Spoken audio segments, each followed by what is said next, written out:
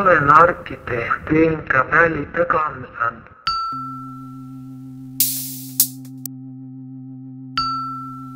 Arkkitehti enkä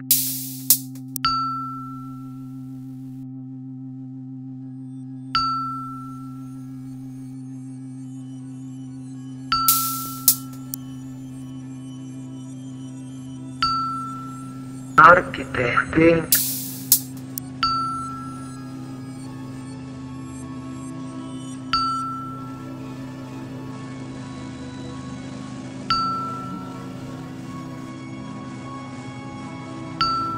arkkitehti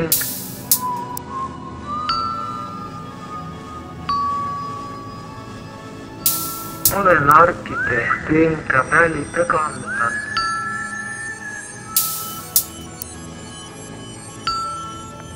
Arkkitehti. Pane architekte, vy jste jedním ze spolutvůrců projektu Konopiště Resort. Podílel jste se na něm návrhem 2 vil. Mohl byste nějak shrnout, v čem jsou tyhle 2 vily zajímavé?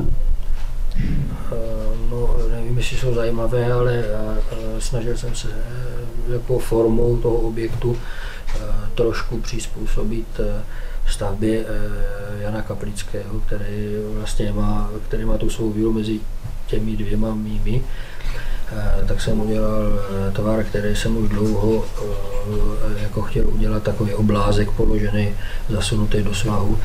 A chtěl jsem udělat takovou jako naprosto transparentní strukturu, kde by se člověk cítil jednak chráněný za určitých okolností, když je to potřeba, a jednak v centru té zahrady, takže jsem takovýma žaluziema vpustil světlo dovnitř, takže ten dům má spoustu takových možností a režimů, jak ho lze používat. Protože jsem dělal jeden dům, ale je tam 7krát asi ve 4 různých mutacích, 2 materiálových a 2 tvarových, ale je to pořád jeden dům. No. Příspěvek je to takový, že jsme tam měli možnost rozpracovat téma, kterým jsme se před časem zabývali, velké rodinné vily. Začali jsme ho v Kroměříži na Barbořině a tam jsme měli konkrétního klienta proti sobě.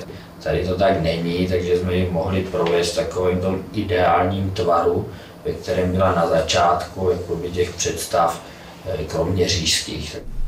V podstatě asi ten nejzajímavější vlastně na celém tom projektu z hlediska samotného návrhu v rámci nějakého si území byla vzájemná spolupráce těch jednotlivých architektů. No, vůbec ta příležitost jakoby zpracovat téma vily, jakoby novostavby v prostředí, které je v krásné lokalitě a zároveň vlastně v prostředí, který zpracovávají i další vlastně architekti, vytváří vlastně podobný návrh a je tam určitá vlastně jako možnost jakoby konfrontace v tom daném území. V tom si myslím, že byla jakoby ta výzva a ta výjimečnost celého toho projektu. Mě spíš tam zaujala ta myšlenka v tom zadání jako udělat tu vilu jako naslepo.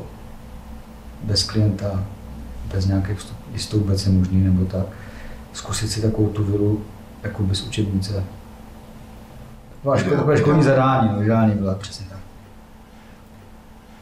V tomhle případě bylo to zadání hodně specifické, protože v podstatě chyběl klient toho budoucího domu, ten uživatel. Představovalo to pro vás nějaký problém, nebo to byla výzva? Jak jste to vnímal?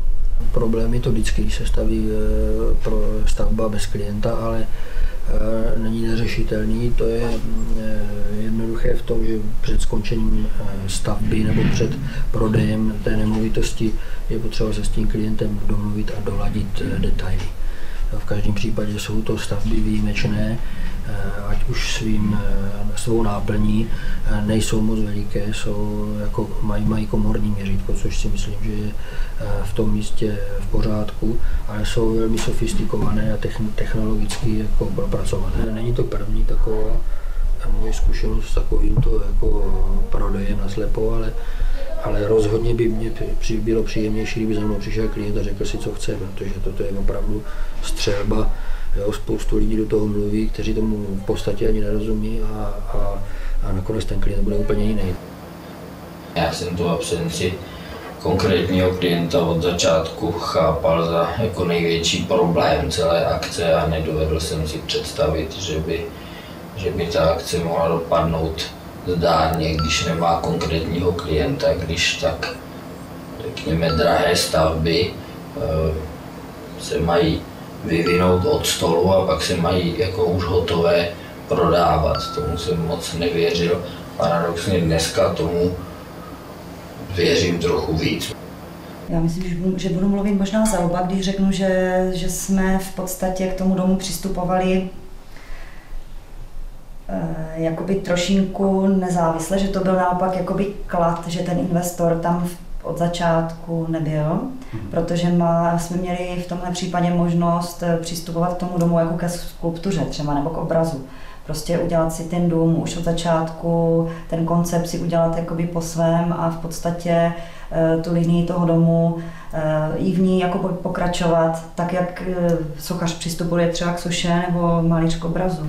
No, měl jsem s tím problém, protože zároveň tam byly určité finanční limity, takže vlastně člověk se musel držet při zemi, neměl žádné vodící lišty, jako myslím třeba ty klienty a hlavně jsem musel držet při zemi jako z hlediska toho rozpočtu a pak vlastně nevěděl. A zároveň to mělo být takový hoch, jako zajímavý, výjimečný, ale bez toho rozpočtu to moc nejde.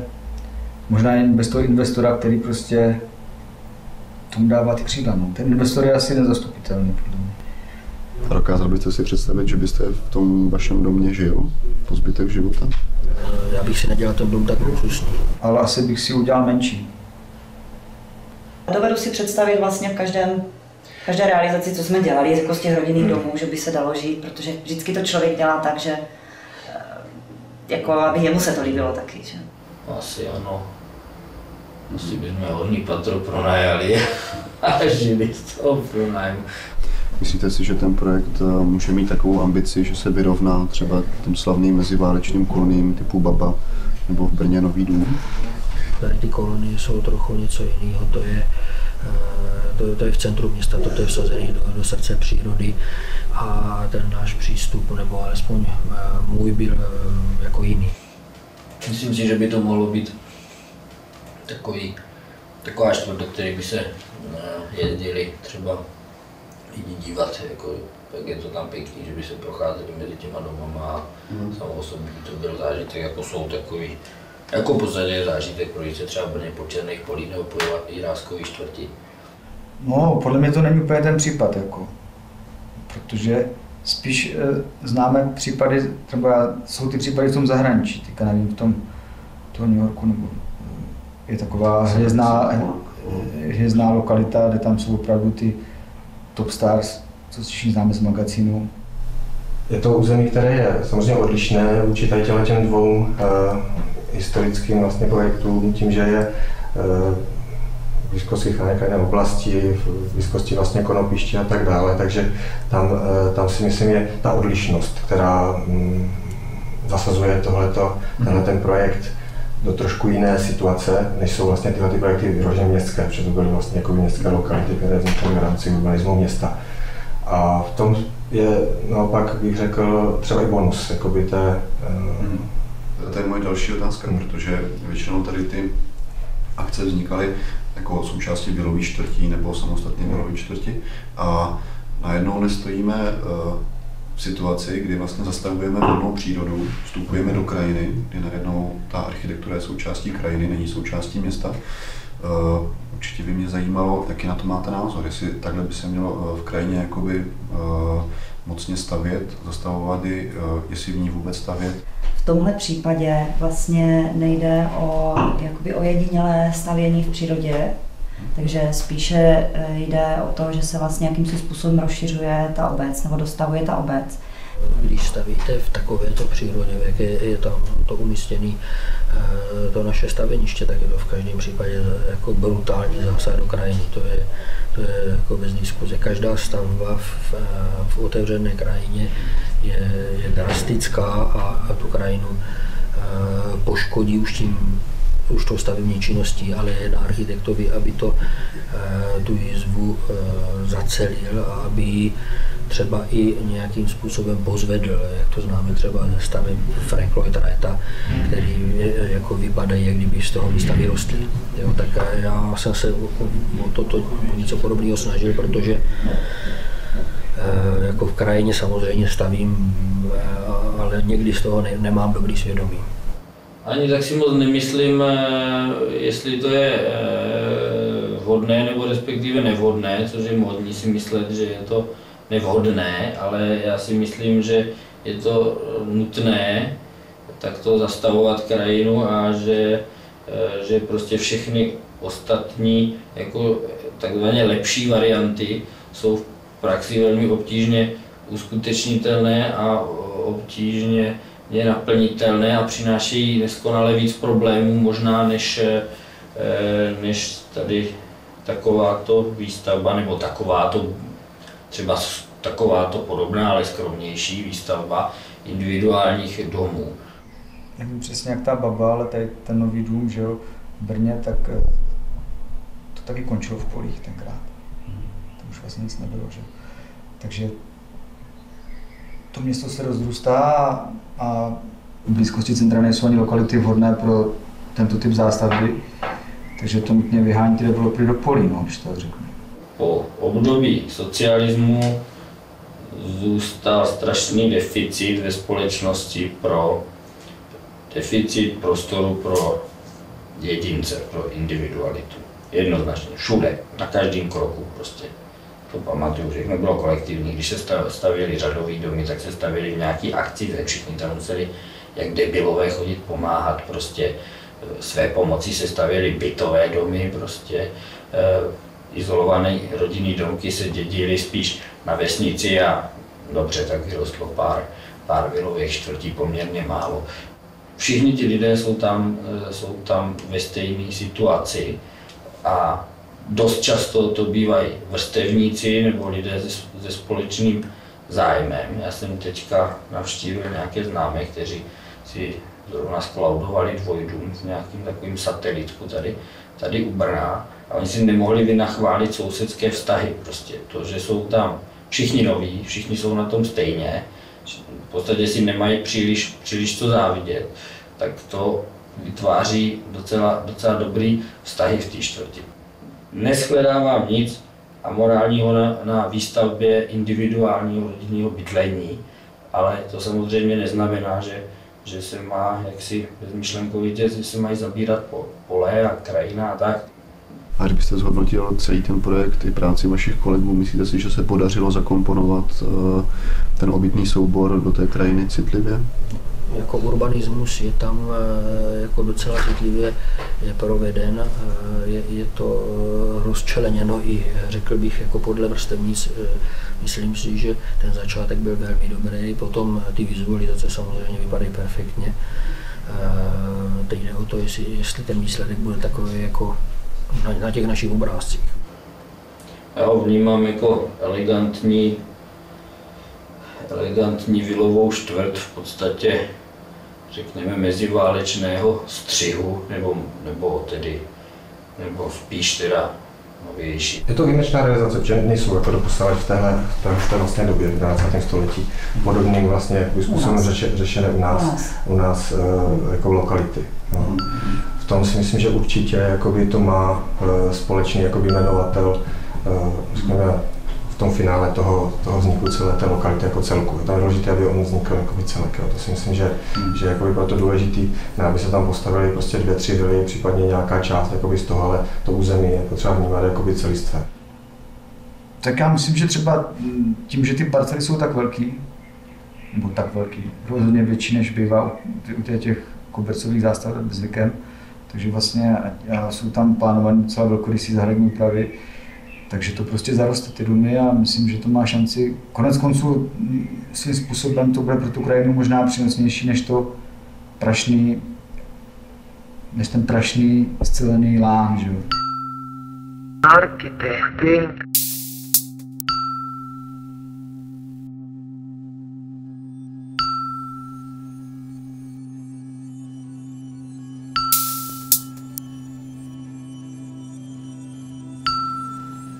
Arkkitehtin.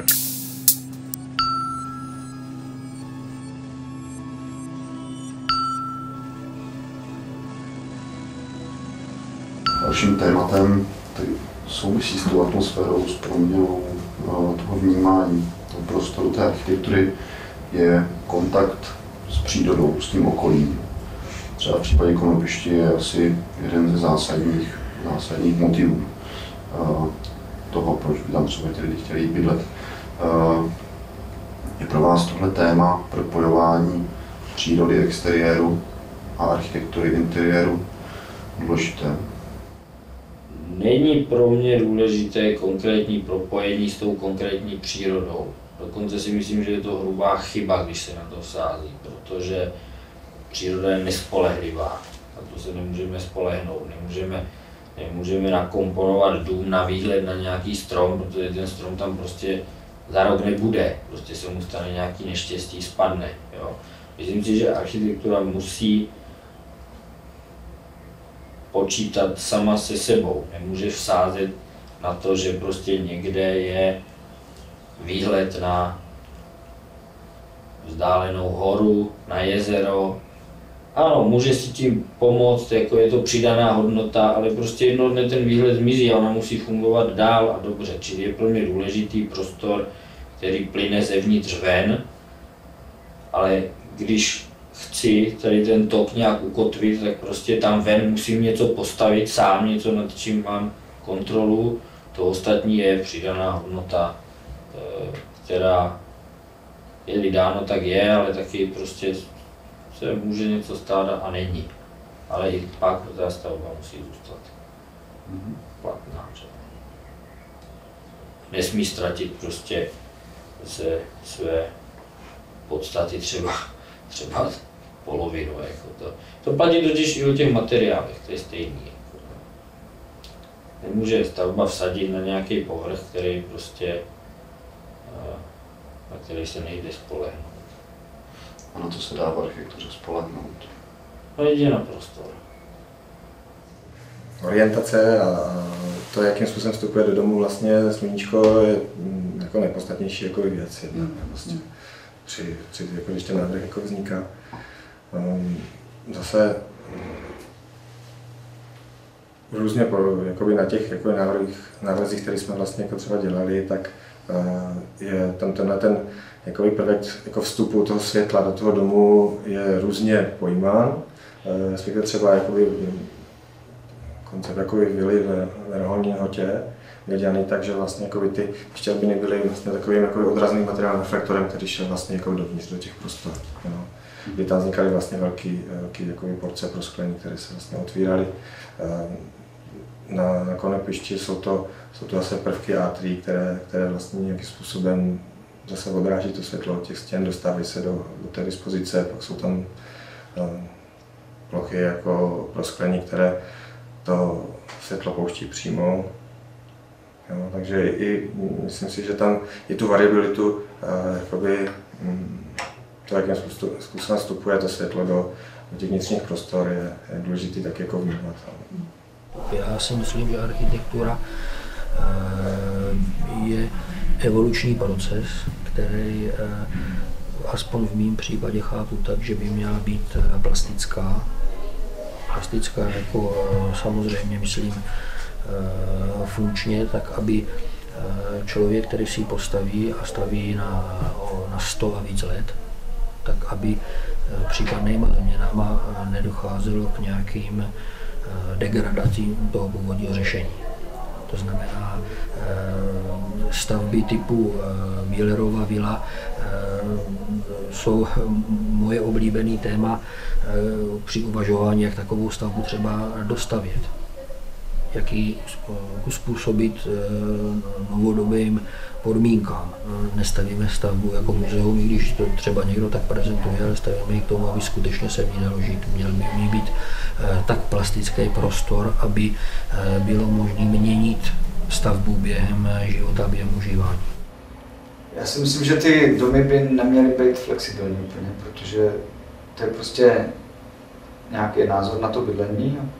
A buď se tam to cítí a bude v tom chtít být a bude tam dobře, nebo necítí. Jo, že samozřejmě jsou situace, lidi si koupí barák a chtějí představit k obrazu svýmu, ale tak někdy to může být na škodu věci. Ještě jste se dotkl toho materiálového řešení staveb. Máte třeba oblíbený nějaký materiál, případně konvenovalo vám to zadání investora v tomto případě, nebo byste třeba chtěl použít nějaký jiný materiál? Pokud vím, tak tam bude dominovat pohledový beton a dřevo, což jsou materiály, které mě velmi vyhovují. Ale já myslím, že to není jako jenom o těch materiálech, že je to jako o celkovém tom prostoru.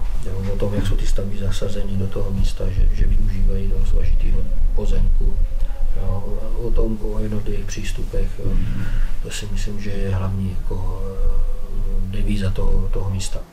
Tlak investorky na volbu materiálu, která byla, jak řekl bych, marketingově předurčená, který jsem dlouho považoval za stupidní, tak když teďka vidím ty obrázky, jak se začínají vršit obrázky jednotlivých domů, tak si myslím, že na tom něco je, že by to mohlo tomu výsledku prospět více, než kdyby to architekti udělali jaksi po svém, pokud nějaký výsledek ovšem bude. My jsme možná trošinku taky ovlivněni tím, že máme vzdělání v podstatě jako stavařské, že jsme jakoby stavaři. To znamená, že pro nás asi ne úplně u základního konceptu toho domu. Někdy to přijde s tím základním konceptem, že hned člověk vidí pozemek, vidí to okolí a hned to na něho dýchne třeba nějakým určitým materiálem, který jediný se tam hodí. Myslím si, že v rámci toho konopiště v začátku byla obava z toho, že jaká je tam tendence jako sjednotit materiálově ty domy jako dohromady. No. Že vznikaly nezávisle na jednu stranu a na druhou stranu tam byl požadavek, musíme se dostat do podobných vlastně materiálů. Tady samozřejmě byly dobře zvolený a tak dále, beton, dřevo, mítky a tak dále. To s tím asi problém jakoby nebyl, ale spíš, že najednou ty domy začnou mít hodně jako podobný vztah. V tom finále si myslím, že to dopadlo dobře, že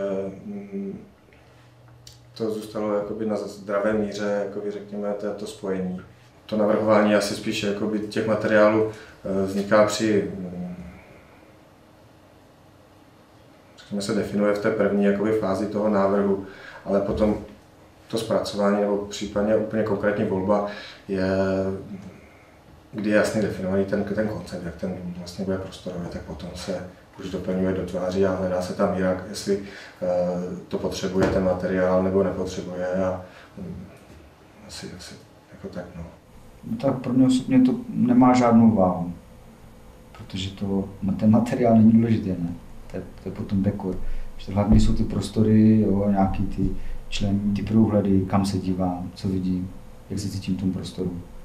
A ty materiály to samozřejmě můžou podpořit nebo ponížit, ale tím způsobem se dá pracovat úplně s každým materiálem. Takže si myslím, že kvalitní dům jako z toho opravického vnitřního hlediska není až tak závislý od toho rozpočtu. Materiál samozřejmě, že je důležitý. On tvoří atmosféru, ale ta atmosféra už je velmi osobní psychologická záležitost toho stavebníka nebo uživatele. Jako to často může být někdo jiný. Jako. A například tedy, když zařizujete společné prostory domu a když zařizujete třeba potom už dětský pokoj, nějaký dítě, který je dospělejší, tak tam už máte proti sobě vlastně někoho jiného, dalšího. Jak moc je důležitý pro vás ten dojem nebo ten haptický pocit z toho materiálu, když se to týká bydlení a třeba neznáte toho investora, který v tom domě bude žít?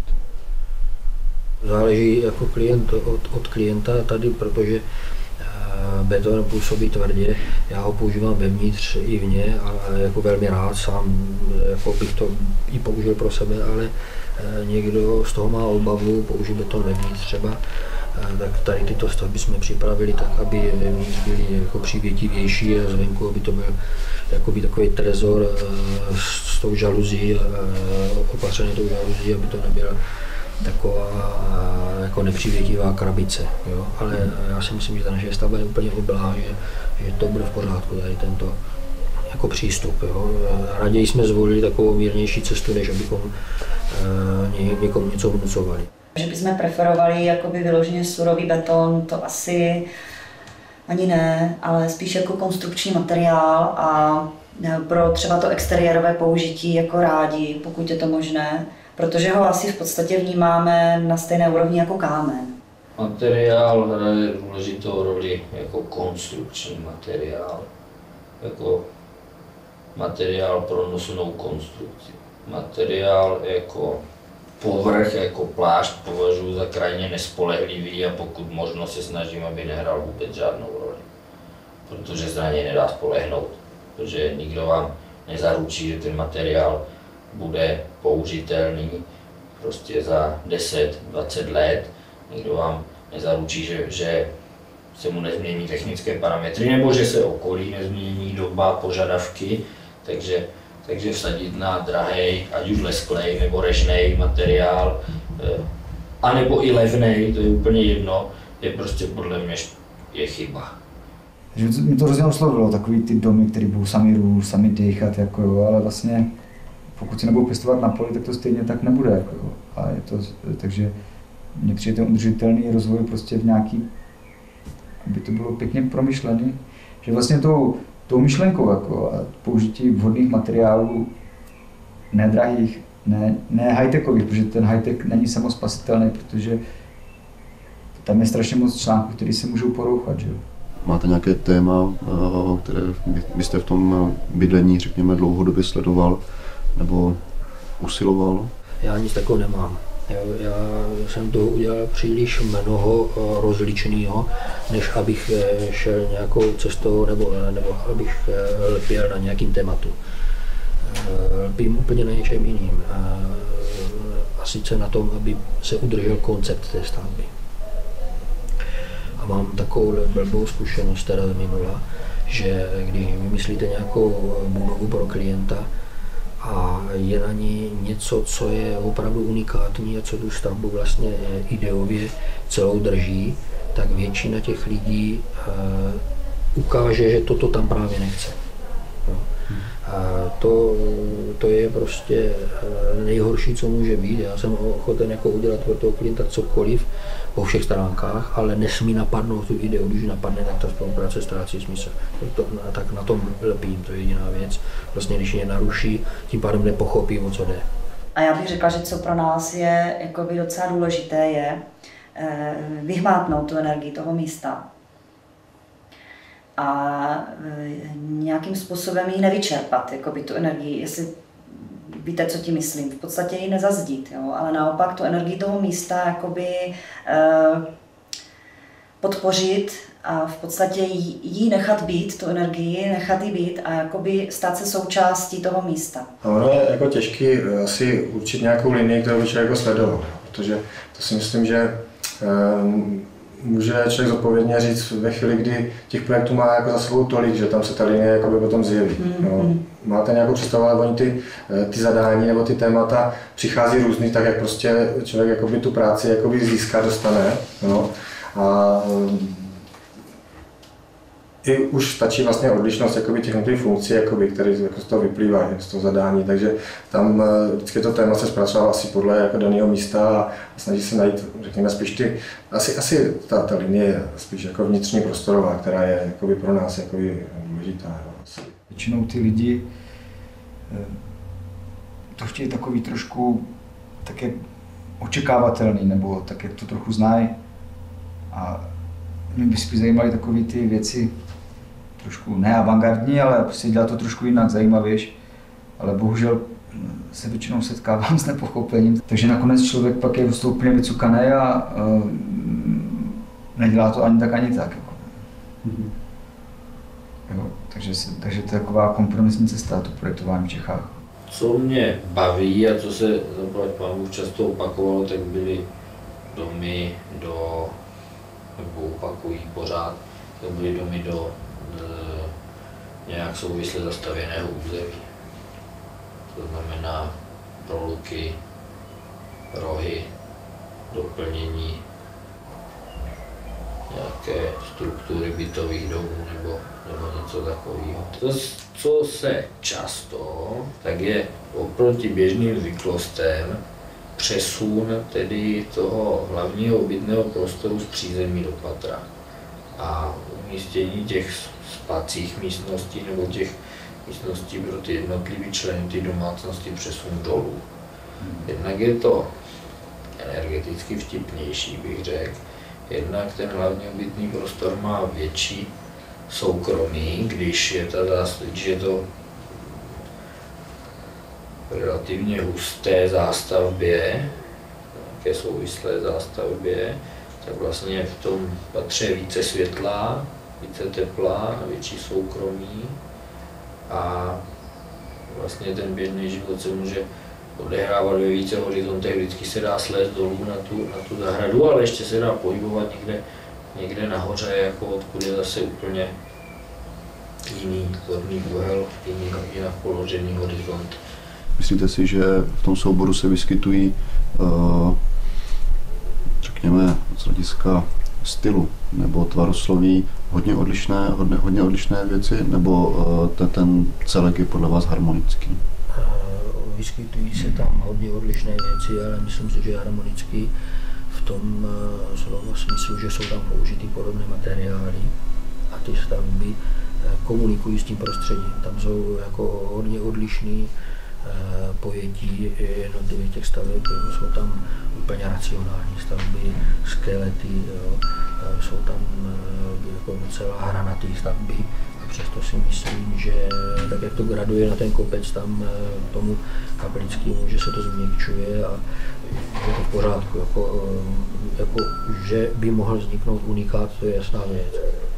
Tam ten základ toho urbanismu má jasně definovanou, řekněme, takovou racionální vlastně jako podobu. No. A pozemky, na které většinou teda vznikaly ty organické, řekněme, objekty nebo ty jednotlivé vily, jsou sazeny do svého vlastního jakoby prostředí. A jakoby ta míra jakoby té organiky, která tam je, není, řekněme, tak zásadní, která by mohla potom jakoby kolidovat s tím racionálnějším zpracováním těch ostatních jakoby domů. Tady byla tendence, kromě toho Kaplického, který samozřejmě byl jako vlajkovou lodí tohle projektu, všechny ty návrhy tak nějak materiálově, vizuálně, ne tvarově, ale tak prostě, prostě je to všechno stažené do jedné, dejme tomu, tóniny. Což mě přijde škoda, protože právě podle mě nejzajímavější by byla ta disharmonie, nebo ne disharmonie, ale právě ta materiálová, barevnostní i konstrukční prostě pestrost. Že? Ale tam samozřejmě je to sice drahý projekt, ale myslím si, že není až tak drahý, aby tam byla dána těm autorům absolutně volná ruka. Odkud si myslíte, že tahle preference, tahle touha po těchto tvarech pramení? Možná to říkáte dobře, touha po tvarech. Tam spíš jde o nějaký vztah ke krajině, k přírodě, to je jako v člověku, si myslím, daný a nakonec i vývoj nám dal za pravdu, že to je jako naprosto regulérní a legální možnost.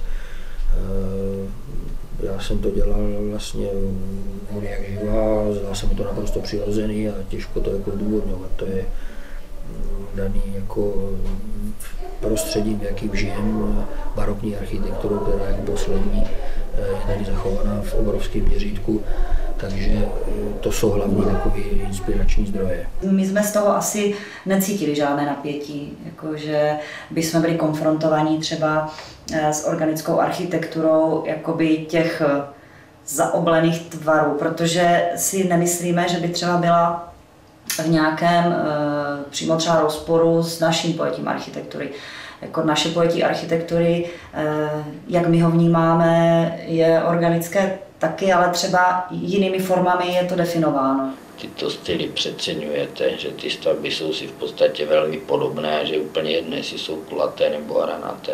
Jsou si velmi příbuzné a za 20 let mezi nimi uvidíte rozdíl, bude vám úplně putná, jestli je hranatá nebo kulatá, tak jako jsem teď nedávno viděl stavbu od bratří Šlapetů, tuším někde v Prostějově a předtím něco od Gočára, je to z jedné doby prostě a je to jeden přístup a je úplně jedno, že jeden to dělal kulatý a druhý hranatý. Já jsem totiž zjistil, že to je úplně jedno, jestli dáš hranatý nebo kulatý barák, protože ty tvary, ta estetika podle mě je jenom jedna, jako pěkná, jako nějaký ten kánon, nebo já nevím, jak to je, ale prostě je pěkná šiška, je škaredá šiška a je pěkná krychle, je škaredá krychle, nevím čím to je, ale prostě je to fakt, tak, mám si takovou zkušenost, akorát bohužel prostě ta ortogonální, ten systém toho stavění už vzhledem na tu ekonomiku a prostě je to nejjednodušší a nejlacnější způsob stavění, že jo. Takže proto si myslím, že ty baráky jsou hranaté spíš, než že by lidi nechtěli mít kulatý baráky. Ale až se budou baráky pěstovat jak dýně na poli, tak to bude potom všechno kulatý zase, no. Olen arkkitehti enkä välitä kansan.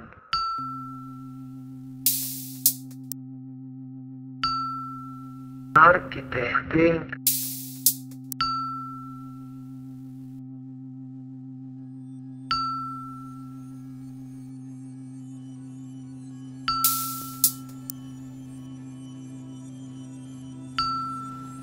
arkkitehti enkä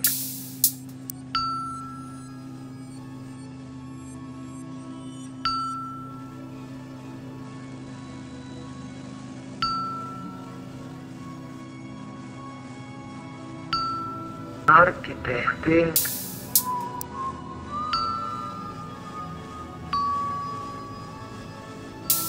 olen arkkitehti enkä välitä kansan.